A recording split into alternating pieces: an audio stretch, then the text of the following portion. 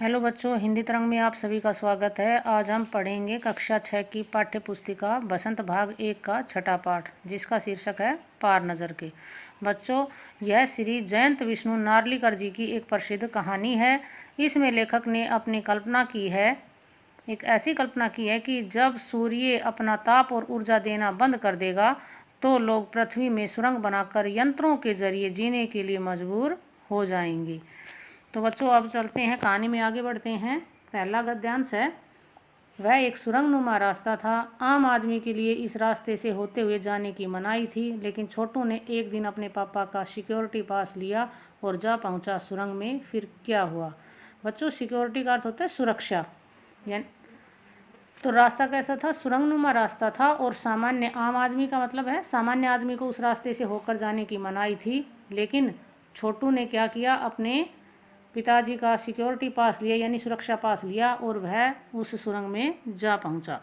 और फिर क्या हुआ, आगे देखते हैं। छोटू, कितनी बार कहा है तुमसे कि उस तरफ मत जाया करो? फिर पापा क्यों जाते हैं उस तरफ रोज़ रोज़? पापा को काम पर जाना होता है। रोज़ाना यही वार्तालाप हुआ करता था छोटू की माँ और छोटू के बीच। यानी जब छोटू अपने पापा का सिक्योरिटी पास लेकर उस सुरंग में चला गया तो उसकी माँ उसको धमकाते हुए कहती है कि छोटू, तेरे को कितनी बार कहा गया है कि उस तरफ मत जाया कर?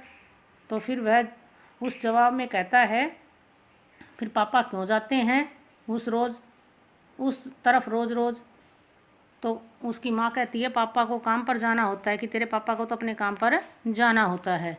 रोज़ाना यही वार्तालाप हुआ करता था। रोज़ जाना यानी कि यह उनकी दैनिक दिनचर्या सी हो गई थी कि दोनों आपस में इस प्रकार से बातचीत करते। छोटू की माँ और छोटू के बीच इसी तरह से वार्तालाप होता था। उस तरफ एक सुरंगनुमा रास्ता था और छोटू के पापा इसी सुरंग से होते हुए काम पर जाया करते थे।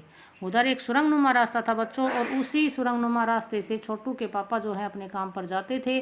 आम आदमी के लिए इस रास्ते से जाने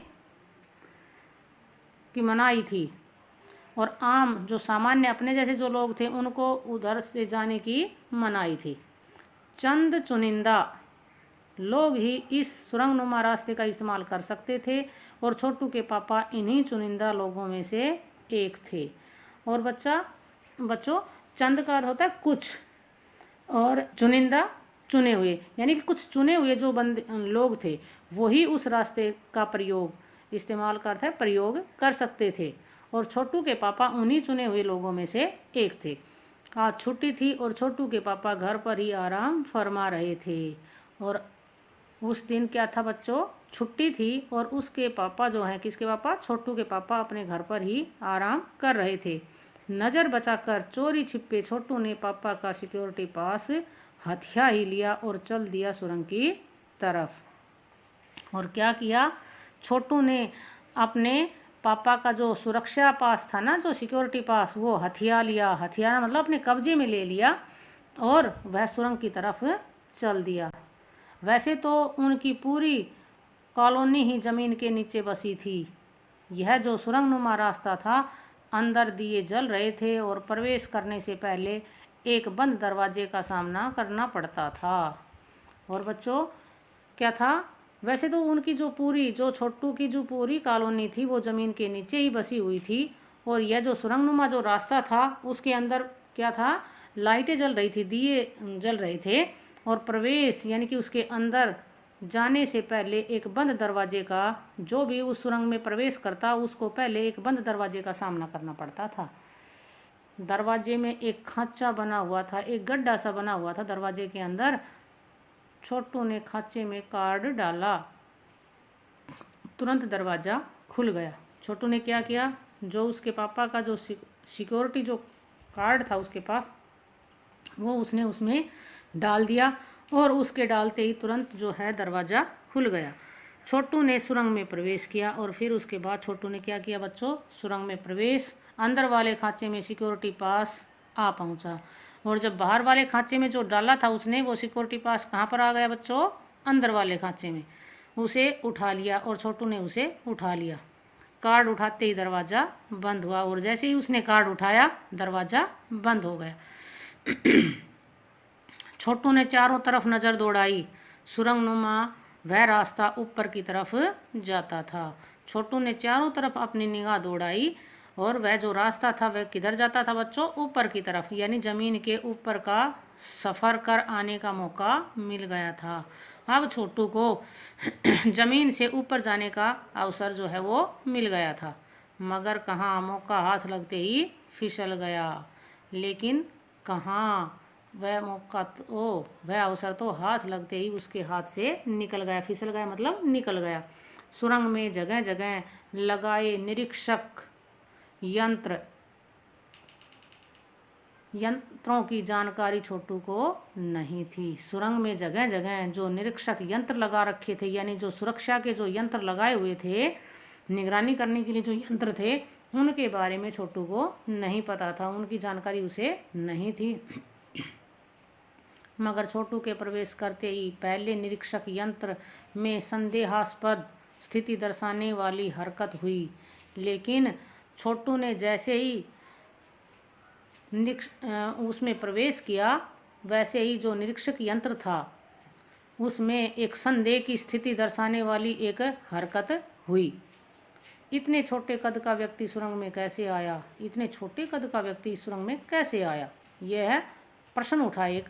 दूसरे निरीक्षक यंत्र ने तुरंत छोटू की तस्वीर खींच ली और दूसरा जो निरीक्षक यंत्र था उसने क्या किया बच्चों? छोटू की तस्वीर उसमें उतर गई, यानी उसने उसकी तस्वीर खींच ली। किसी एक नियंत्रण केंद्र में इस तस्वीर की जांच की गई और खतरे की सूचना दी गई। और एक जो नियंत्रण, उस पर काबू करने का जो केंद्र बनाया हुआ था, उसमें उस तस्वीर की क्या की गई बच्चों? पड़ताल की गई, जांच यानी पड़ताल की गई और खतरे की सूचना दी गई कि भाई खतरा है। इन सारी गतिविधियों से अनजान छोटू आगे बढ़ रहा था, लेकिन छोटू को इन सभी गतिविधियों के विषय में कुछ नहीं पता था, क्या प्रतिक्रियाएं हो रही है, इससे छोटू अनजान था। तभी जाने कहाँ से सिपाही दौड़े चले आए और पता नहीं कहाँ से सिपाही दौड़कर आए, छोटू को पकड़कर वापस घर छोड़ आए और छोटू को पकड़ा और उसके घर छोड़ आए। घर पर माँ छोटू का इंतज़ार कर रही थी, और जैसे आप लोगों की माँ आपका इंतज़ार करती है ना, उसी प्रकार से छोटू की माँ छोटू का इंतज़ार कर रही थी। बस अब छोटू की खैरियत न थी, यानी कि अब छोटू का कोई बचाव नहीं था। छोटू के पापा न होते तो छोटू का बचना मुश्किल था। यदि उस दिन छोटू के पापा घर न होते तो छोटू का बचाव बहुत मुश्किल था। छोड़ो भी, मैं इसे समझा दूंगा सब। जब उसकी माँ उसे डांटती है तो उसके पापा उसका बीच बचाव करते हुए कहते हैं कि छोड़ो छोड़ो, इसे मैं समझा दूंगा, फिर वह ऐसी गलती कभी नहीं करेगा, दोबारा से ऐसी गलती नहीं करेगा। पापा ने छोटू को बचा लिया और छोटू के पापा ने छोटू को बचा लिया। बोले, छोटू मैं जहाँ काम करता हूँ न, वह क्षेत्र ज़मीन से ऊपर है, वह जगह जो है वह ज़मीन से ऊपर है। आम आदमी वहाँ नहीं जा सकता। आम आदमी, तुम्हारे जैसा सामान्य व्यक्ति वहाँ नहीं जा सकता, क्योंकि वहाँ के माहौल में जी ही नहीं सकता, क्योंकि वहाँ की जो हालात है, जो स्थिति है, वहाँ पर सामान्य व्यक्ति जी नहीं सकता। तो फिर आप कैसे जाते हैं वहाँ? छोटू का सवाल लाजमी था, यानी कि छोटू का जो सवाल था, उसने जो सवाल किया अपने पिताजी से, वह उसका वाजिब सवाल था कि फिर आप वहाँ कैसे जाते हैं? मैं वहाँ एक ख़ास किस्म का स्पेस सूट पहनकर जाता हूँ। अब उसके पापा बच्चों क्या कहते हैं कि मैं एक स्पेस सूट पहनकर वहाँ पर जाता हूँ।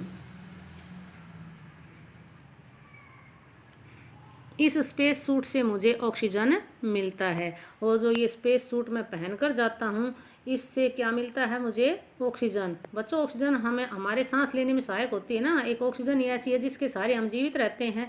तो छोटू के पापा बताते हैं कि बेटा, मैं वहाँ पर एक ख़ास किस्म का स्पेस सूट पहनकर जाता हूँ। एक विशेष प्रकार का एक स्पेस सूट हमें मिला हुआ है, वह पहनकर मैं वहाँ जाता हूँ, जिससे मुझे ऑक्सीजन मिलती है, जिससे मैं सांस ले सकता हूँ, और उस ऑक्सीजन से मैं सांस लेता हूँ।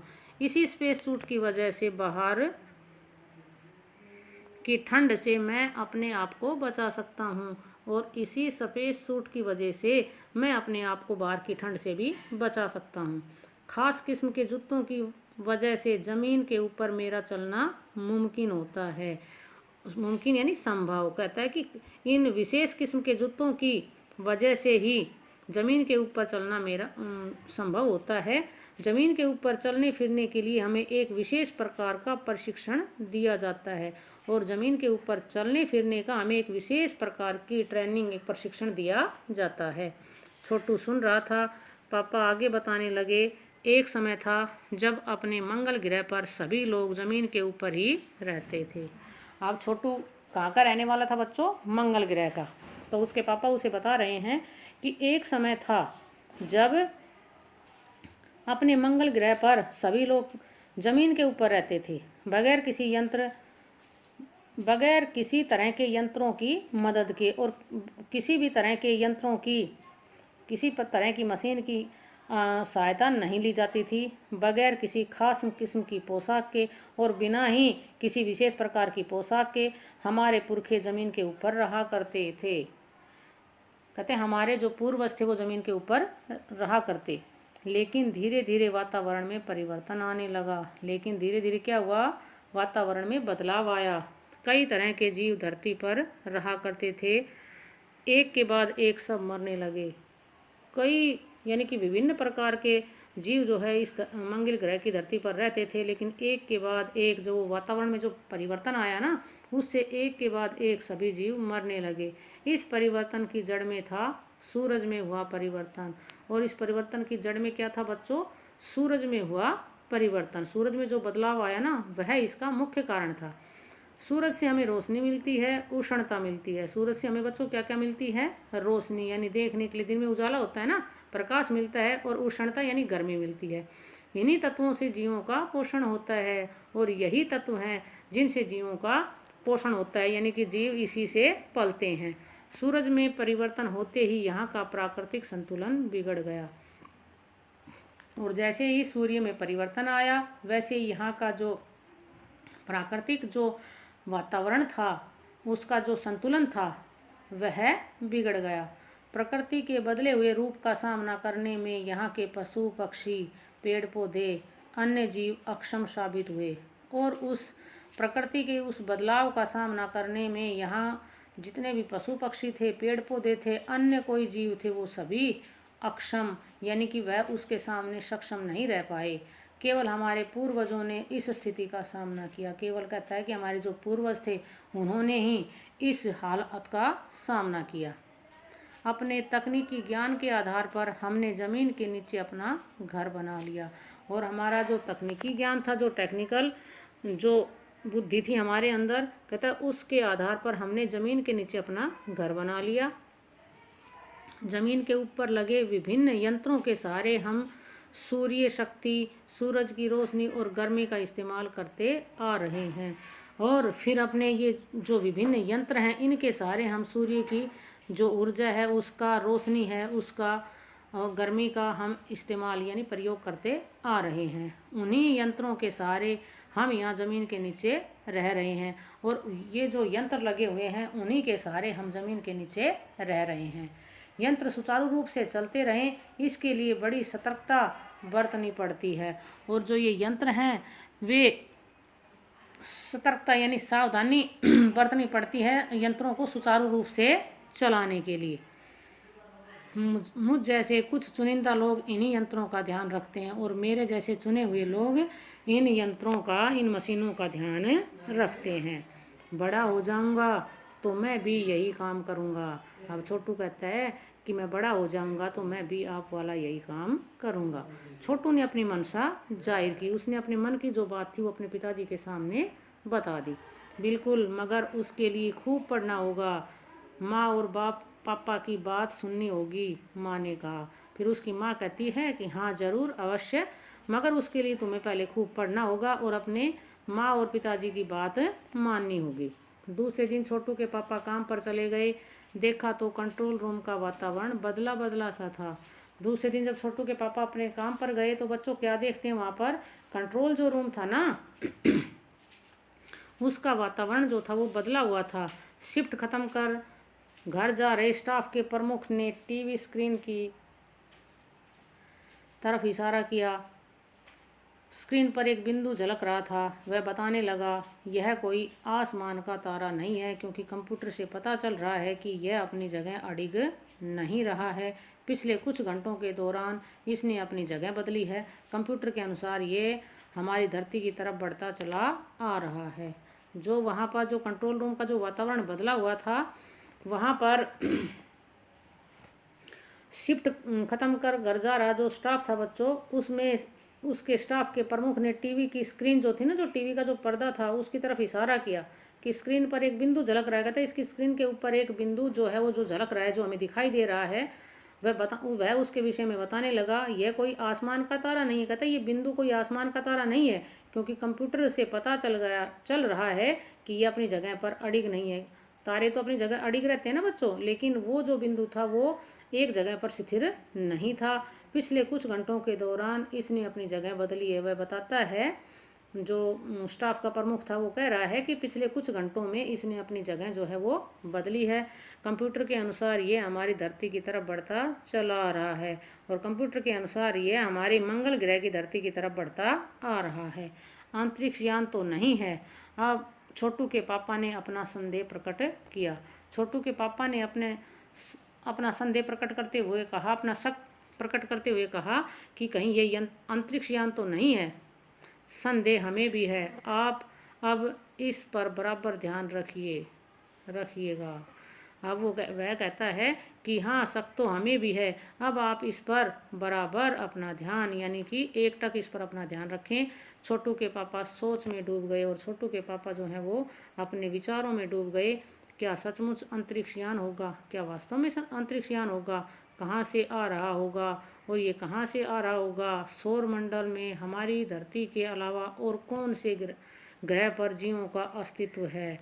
यानी कि कई प्रश्न उसके दिमाग में उठ रहे थे कि हमारी धरती के अतिरिक्त इस सौर मंडल में और कहीं भी और किसी ग्रह पर भी जीवों का अस्तित्व है। कैसे हो सकता है? और अगर होगा भी तो क्या इतनी प्रगति कर चुका होगा? और कहता है, यदि कहीं और जीवन संभव है तो क्या उन्होंने भी हमारे जितनी उन्नति कर रखी है कि अंतरिक्ष यान छोड़ सके, कि वह अंतरिक्ष यान तक छोड़ सके?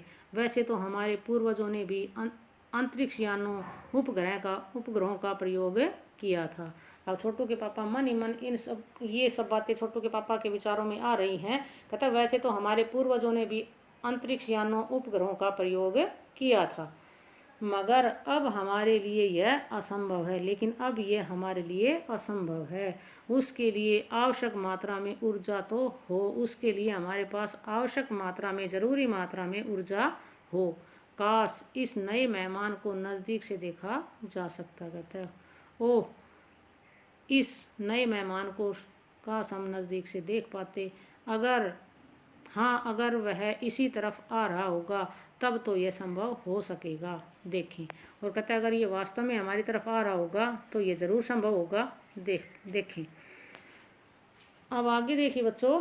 अब अंतरिक्ष यान से एक यांत्रिक हाथ बाहर निकला, और अब उस अंतरिक्ष यान से क्या निकला? एक मशीनी हाथ बाहर आया। हर पल उसकी लंबाई बढ़ती ही जा रही थी, और प्रतिपल उसकी लंबाई जो है, उस यांत्रिक हाथ की लंबाई जो है वो बढ़ती जा रही थी। छोटू के पापा ने अवलोकन जारी रखा। छोटू के पापा ने उसका अवलोकन यानी निरीक्षण जारी रखा। कॉलोनी की प्रबंध समिति की सभा बुलाई गई, और जो प्रबंध समिति थी कॉलोनी की, उसकी सभा बुलाई गई। अध्यक्ष भाषण दे रहे थे। हाल ही में मिली जानकारी से पता चलता है कि 2 अंतरिक्ष यान हमारे मंगल ग्रह की तरफ बढ़ते चले आ रहे हैं। और वह जो अध्यक्ष था वो अपने भाषण में कह रहे थे कि हाल ही में, कि अभी जो ताज़ा जानकारी मिली है उसके अनुसार 2 अंतरिक्ष यान हमारे मंगल ग्रह की तरफ बढ़ते आ रहे हैं। इसमें से एक अंतरिक्ष यान हमारे गिर्द चक्कर काट रहा है, और इसमें से एक अंतरिक्ष यान जो है वो हमारे चारों तरफ चक्कर काट रहा है। कंप्यूटर के अनुसार ये अंतरिक्ष यान नज़दीक के ही किसी ग्रह से छोड़े गए हैं, और जो कंप्यूटर से हमें जानकारी मिली है उसके अनुसार यह अंतरिक्ष यान नज़दीक ही किसी ग्रह से छोड़े गए हैं। ऐसी हालत में हमें क्या करना चाहिए? कहता है ऐसी स्थिति में हमें क्या करना चाहिए? इसकी कोई सुनिश्चित योजना बनानी जरूरी है। इसकी कोई सुनियोजित योजना बनानी आवश्यक है। नंबर 1, आपका क्या ख्याल है? और नंबर 1 से अध्यक्ष जी पूछते हैं कि आपका क्या विचार है। कॉलोनी की सुरक्षा की पूरी जिम्मेदारी नंबर 1 पर थी। कॉलोनी की जो सुरक्षा की जो बात थी वो किसके ऊपर थी इसकी जिम्मेदारी बच्चों? नंबर 1 पर। उन्होंने कुछ कागज समेटते हुए बोलना आरंभ किया और उन्होंने अपने कुछ कागज समेटे और बोलना प्रारंभ किया। इन दोनों अंतरिक्ष यानों को जलाकर खाक कर देने की क्षमता हम रखते हैं। कहते हैं कि हम इन दोनों अंतरिक्ष यानों को जलाकर राख करने की क्षमता शक्ति जो है वो हम रखते हैं, मगर इससे हमें कोई जानकारी हासिल नहीं हो सकेगी। लेकिन अगर हम ऐसा कर देंगे तो हमें इनके विषय में किसी भी प्रकार की कोई जानकारी नहीं मिलेगी। अंतरिक्ष यान बेकार कर जमीन पर उतरने पर मजबूर कर देने वाले यंत्र हमारे पास नहीं हैं, और ऐसे यंत्र जो इन्हें हमारी ज़मीन पर उतरने के लिए मजबूर कर दें, विवश कर दें, ऐसे यंत्र वह कहता है कि हमारे पास नहीं है। हालांकि अगर ये अंतरिक्ष यान खुद ब खुद ज़मीन पर उतरते हैं तो उन्हें बेकार कर देने की क्षमता हमें अवश्य है। और हाँ, यदि ये अपने आप हमारी ज़मीन पर उतरते हैं तब इन्हें बेकार करने की क्षमता, इन्हें निष्क्रिय करने की क्षमता कहता है हमारे पास अवश्य है। मेरी जानकारी के अनुसार इन अंतरिक्ष यानों में सिर्फ यंत्र हैं। वह कहता है कि जहाँ तक मैं जान पाया हूँ इन अंतरिक्ष यानों में केवल मशीनें हैं, यंत्र हैं केवल, इसके अतिरिक्त और कुछ भी नहीं है। किसी तरह के जीव इसमें सवार नहीं है, किसी भी प्रकार के जो हैं जीव इसमें सवार नहीं हैं। नंबर 1 की बात सही लगती है। नंबर 2 एक वैज्ञानिक थे। नंबर 1 तो वहाँ के संरक्षण करने वाले थे बच्चों, कॉलोनी का पूरी जिम्मेदारी उनके ऊपर थी सुरक्षा की। और नंबर 2 है वो है एक वैज्ञानिक। हालांकि यंत्रों को बेकार कर देने में भी खतरा है। जो नंबर 2 है वह वैज्ञानिक है, वह कहता है कि हाँ, यंत्रों को बेकार कर देने में भी खतरा है। इनके बेकार होते ही दूसरे ग्रह के लोग हमारे बारे में जान जाएंगे।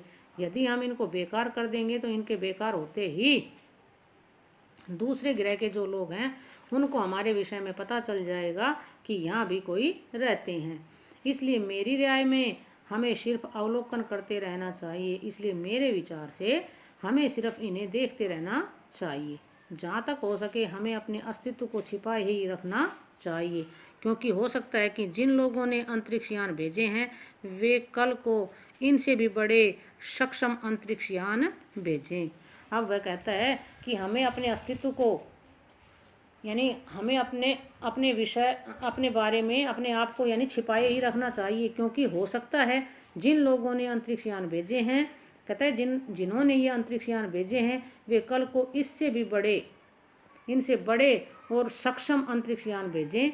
हमें यहाँ का प्रबंध कुछ इस तरह रखना चाहिए। कहता है हमें यहाँ का जो प्रबंध है वो इस तरह रखना चाहिए जिससे इन यंत्रों को यह गलतफहमी हो कि इस ज़मीन पर कोई भी चीज़ इतनी महत्वपूर्ण नहीं है जिससे वे लाभ उठा सकें।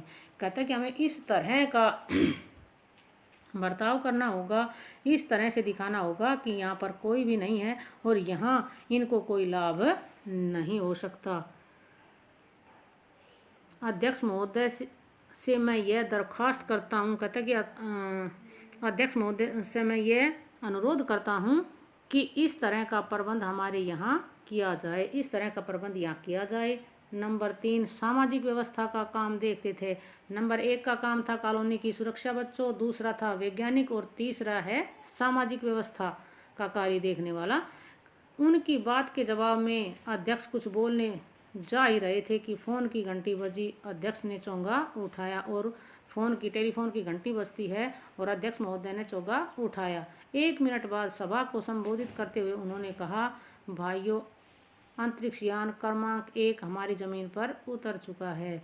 कि अंतरिक्ष यान का जो क्रमांक नंबर 1 यानी कि एक अंतरिक्ष यान जो है वो हमारी ज़मीन पर उतर चुका है। वह दिन छोटू के लिए बड़ा ही महत्वपूर्ण था और वह दिन जो था वह छोटू के लिए बड़ा ही विशेष था। पापा उसे कंट्रोल रूम ले गए थे, क्योंकि छोटू के पापा उसे कहाँ ले गए थे? कंट्रोल रूम ले गए थे। यहाँ से अंतरिक्ष यान क्रमांक 1 साफ नज़र आ रहा था और इस कंट्रोल रूम से वह जो अंतरिक्ष यान क्रमांक 1 था वह स्पष्ट दिखाई दे रहा था। कैसा अजीब लग रहा है यहाँ, इसके अंदर क्या होगा पापा, छोटू ने पूछा। अब छोटू पूछता है कि बड़ा ही अनोखा लग रहा है, बड़ा अचरज भरा लग रहा है, इसके अंदर क्या होगा, अभी नहीं बताया जा सकता, दूर से ही उसका निरीक्षण जारी है। अब छोटू के पापा कहते हैं अभी से हम कुछ नहीं कह सकते, दूर से ही उस पर निगरानी की जा रही है, उस पर बराबर हमारा ध्यान है और उसके हर अंग पर हमारा नियंत्रण है। कहता है उस पर बराबर हमारी दृष्टि है और उसके प्रत्येक अंग पर हमारा नियंत्रण है, काबू है। मतलब वक्त आने पर ही हम अगला कदम उठाएंगे, समय आने पर ही हम अपना अगला कदम उठाएंगे, छोटू के पापा ने बताया। छोटू के पापा ने ये सारी बातें छोटू को बताई। उन्होंने छोटू को एक कंसोल दिखाया जिस पर कई बटन थे। उन्होंने एक कंसोल उसको दिखाया जिस पर कई तरह के बटन जो थे वो लगे हुए थे।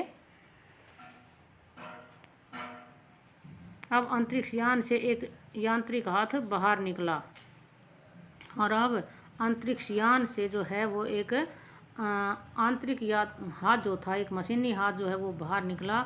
हर पल उसकी लंबाई बढ़ती ही जा रही थी, उसकी लंबाई जो है वो प्रतिपल बढ़ती जा रही थी। वह शायद ज़मीन तक पहुंचकर मिट्टी उकेर लेना चाहता था और वह ऐसा लगता था, उसकी हरकत से ऐसा लग रहा था जैसे वह वहाँ की ज़मीन की मिट्टी उकेर कर यानी कुरेद कर मिट्टी को, वहाँ की मिट्टी लेना चाहता था। सब लोग स्क्रीन पर दिखाई दे रही अंतरिक्ष यान की इस हरकत को ध्यान से देख रहे थे और सब के सब लोग जो उस कंट्रोल रूम में मौजूद थे वो सब उसकी इस हरकत को ध्यान से देख रहे थे, सिवाय एक के। उसका ध्यान कहीं और ही था, सिवाय एक के, और वह था बच्चों छोटू। छोटू का सारा ध्यान था कंसोल पैनल पर और छोटू का सारा ध्यान जो कंसोल पैनल जो था उस पर था। कंसोल का एक बटन दबाने की अपनी इच्छा को वह रोक नहीं पाया और उसने कंसोल का एक बटन दबा ही दिया। वह अपनी उस इच्छा को नहीं रोक पाया। वह लाल लाल बटन उसे बरबस अपनी तरफ खींच रहा था, क्योंकि वह लाल लाल जो बटन था ना उसके अंदर बच्चों, वह उसको अपनी तरफ खींच रहा था। और सहसा खतरे की घंटी बजी और जैसे ही छोटू ने कंसोल के उस लाल बटन पर हाथ रखा वैसे ही खतरे की घंटी बजी। सबकी निगाहें कंसोल की तरफ मुड़ी और सबकी निगाहें उस कंसोल पैनल की तरफ मुड़ गई। पापा ने छोटू को अपनी तरफ खींचते हुए एक झापड़ रसीद कर दिया और लाल बटन को पूर्व स्थिति में ला रखा। और छोटू के पापा ने उस समय उसको जोर से एक थप्पड़ लगाया और लाल बटन को पूर्व की स्थिति में यानी कि पहले वाली स्थिति में ला दिया। मगर उस तरफ अब अंतरिक्ष यान के उस यांत्रिक हाथ की हरकत सहसा रुक गई थी, यंत्र बेकार हो गया था। लेकिन अब उस अंतरिक्ष यान के उस मशीनी हाथ की जो हरकत थी वह अचानक से रुक गई थी, यंत्र जो है वो बेकार हो गया था। उधर पृथ्वी पर national aeronautics and space administration NASA द्वारा प्रस्तुत वक्तव्य ने सबका ध्यान अपनी तरफ आकर्षित कर दिया। सबका ध्यान नासा द्वारा जो प्रस्तुत जो वक्तव्य था बच्चों, उसने सबका ध्यान अपनी तरफ आकर्षित कर लिया। मंगल की धरती पर उतरा हुआ अंतरिक्ष यान वाइकिंग अपना निर्धारित कार्य कर रहा है। और बच्चों जो ये अंतरिक्ष यान जो था जो मंगल ग्रह पर भेजा गया था, इसका नाम क्या था? वाइकिंग। उन्होंने बताया कि मंगल की धरती पर उतरा हुआ अंतरिक्ष यान, किसने बताया बेटा? नासा ने, कि मंगल की धरती पर उतरा हुआ अंतरिक्ष यान वाइकिंग अपना निर्धारित कार्य कर रहा है। हालांकि किसी अज्ञात कारणवश अंतरिक्ष यान का यांत्रिक हाथ बेकार हो गया है। कहता किसी अज्ञात कारण से अंतरिक्ष यान का जो यांत्रिक हाथ जो है, जो मशीनी हाथ है, वह बेकार हो गया है। नासा के तकनीशियन इस बारे में जांच कर रहे हैं तथा इस यांत्रिक हाथ को दुरुस्त करने के प्रयास भी जारी हैं। और जो नासा के जो तकनीशियन हैं वो क्या कर रहे हैं? उसकी पड़ताल कर रहे हैं तथा इस यांत्रिक हाथ को दुरुस्त यानी कि ठीक करने की कोशिश उनकी जारी है। इसके कुछ ही दिनों बाद पृथ्वी के सभी प्रमुख अखबारों में ने छापा, नासा के तकनीशियनों को रिमोट कंट्रोल के सहारे वाइकिंग को दुरुस्त करने में सफलता मिली। और उसके कुछ ही दिनों बाद पृथ्वी के ऊपर अखबारों के अंदर यानी समाचार पत्रों में ये छापा गया कि नासा के जो तकनीशियन थे उन्होंने रिमोट कंट्रोल के सहारे वाइकिंग को दुरुस्त यानी कि ठीक करने में उनको सफलता मिली। यांत्रिक हाथ ने अब मंगल की मिट्टी के विभिन्न नमूने इकट्ठे करने का काम आरंभ कर दिया है।